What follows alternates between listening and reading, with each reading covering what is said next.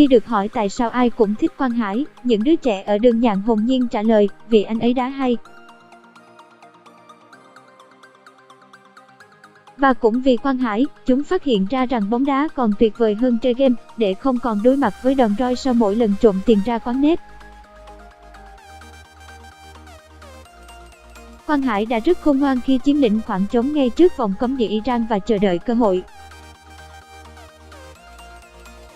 Nó đã đến khi hậu vệ đối phương mắc sai lầm sau tình huống căng ngang của Đoàn Văn Hậu và bóng tìm đến đúng vị trí của anh. Sau một nhịp khống chế, quả bóng vàng 2018 tung ra cú cưới lồng vào góc trái. Thủ môn của Iran đã đứng nhìn. Còn người hâm mộ Việt Nam đầu bật dậy, nín thở. Nhưng rồi tất cả lại buông mình xuống cùng với tiếng thở dài. Nó đã đi trệt khung thành. Thoáng chút thất vọng, nhưng Quang Hải không để mình buồn lâu. Thay vì ôm đầu dằn vặt bản thân, anh quay người và tìm kiếm một cơ hội khác, dù đó đã là phút 89. Suốt cả trận, Quang Hải đã chạy không ngừng để chống lại số phận và giành giật hy vọng, giống như vô số lần khác anh khoác lên mình chiếc áo đỏ. Cầu thủ bé Lo Armstrong với chiều cao 1m68, khá bất ngờ, lại là người tham gia nhiều pha tranh chấp nhất, 14, thu hồi bóng nhiều nhất, 9. Trước những tòa tháp bên phía Iran, Quang Hải không hề nao núng, sẵn sàng ném mình vào những cuộc chiến tay đôi hay cố gắng len lỏi để tìm thấy chút không gian trước khung thành đội bạn. Lúc này anh đang chạy giữa các hậu vệ đối thủ, vào lúc khác lại đang thực hiện cú tắt bóng bên sân nhà. Ở kia và ở đó, dáng người Lo Armstrong ở khắp mọi nơi như một chú lính chì. Và khi đội bóng nhận bàn thua, chính Quang Hải đã hét lên với các đồng đội, cố gắng khiến họ thôi ủ rũ và tiếp tục ngẩng cao đầu chiến đấu. Với anh, khi trọng tài còn chưa thổi hồi còi kết thúc có nghĩa vẫn còn cơ hội. Ngay cả khi những nỗ lực là vô vọng, chàng trai bé nhỏ ấy vẫn không bao giờ từ bỏ hy vọng. Vài tiếng trước khi Quang Hải cùng các tuyển thủ Việt Nam bước ra Anh, Na Hyun cũng có một trận đấu nảy lửa không kém. Và nó diễn ra ngay tại sân bóng trước nhà anh, tại thôn Đường Nhạn, cách UE 6.500 cây số. Trên khu đất mấp mô với những ngọn cỏ ngả màu trong trời đông giá, những chú bé chỉ chừng 9, 10 tuổi đang mải mê chạy theo quả bóng. Chúng không hề thấy lạnh, lao vào nhau quyết liệt, la hét ỏm tỏi như thể đây là một trận tranh cúp. Mỗi đứa một kiểu trang phục. Đứa áo dài, đứa áo cộc, đứa màu cam, đứa màu nõn chuối, lại có đứa áo len, hoặc diện cả quần dài. Điểm chung giữa chúng là tất cả đều nhận mình là Quang Hải. Đó là lý do tất cả đều không muốn phòng ngự, mà chỉ trực lao lên phía trước để ghi bàn. Tất nhiên rồi, vì Quang Hải là phải ghi bàn. Thế nên tranh cãi đã nổ ra khi một đứa ngã ra còn những đứa khác la toáng lên, phạm lỗi. Không đứa nào chịu nhường đứa nào nhằm tranh quyền đá phạt. Để tao, vì tao là Quang Hải, một đứa nói. Tại sao, trong khi tao có mái tóc như Quang Hải, đứa khác nói. Hôm rồi tao ghi bàn, tao mới là Quang Hải, một đứa lại nói. Phải rất lâu sau mọi chuyện mới được phân định, thông qua màn honor tụ tị đầy cam go. Cậu bé chiến thắng, với vóc dáng nhỏ bé trong chiếc áo đỏ in hình Doraemon, thỏa mãn đứng trước trái bóng. Hít một hơi dài, không cần lấy đà tương tự người hùng trong trận chung kết U23 châu Á ở Thường Châu, cậu tung ra cú sút tầm thấp khá căng về bên trái. Nhưng nó đã bị chặn lại bởi cầu thủ phía bên kia. Như Quang Hải, cậu bé lập tức quên ngay tình huống đó, lại lao vào tranh cướp để không bỏ lỡ một giây phút nào trên sân. Sân bóng thôn Đường Nhạn xuất hiện một năm trước khi Quang Hải sinh ra.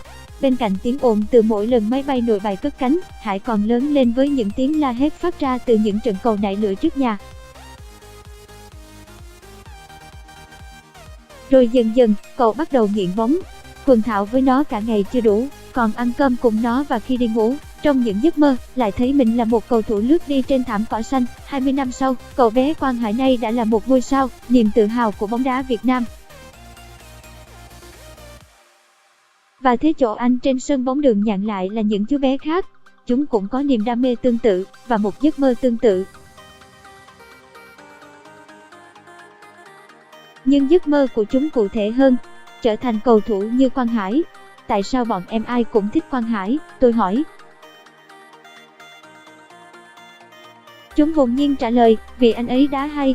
Cũng vì Quang Hải, chúng phát hiện ra rằng bóng đá còn tuyệt vời hơn chơi game, để không còn đối mặt với đòn roi sau mỗi lần trộm tiền ra quán net. Và còn một lý do khác, tuy không nói ra, nhưng dáng vẻ kiêu hãnh của đám trẻ đã tố cáo điều đó. Quang Hải là người của thôn Đường Nhạn, giống như chúng. Từ lúc chúng tôi còn đang bối rối giữa quá nhiều ngã rẽ trên đường tới nhà Quang Hải, những cậu bé đã vây kín ô tô và tranh nhau nói, chỉ để chứng tỏ chúng biết chính xác ngôi nhà của thần tượng hơn bất kỳ ai. Một đứa, sau khi mô tả chán chê, không cần đợi chúng tôi gật đầu, đã xung phong chạy bộ trước ô tô để chỉ đường.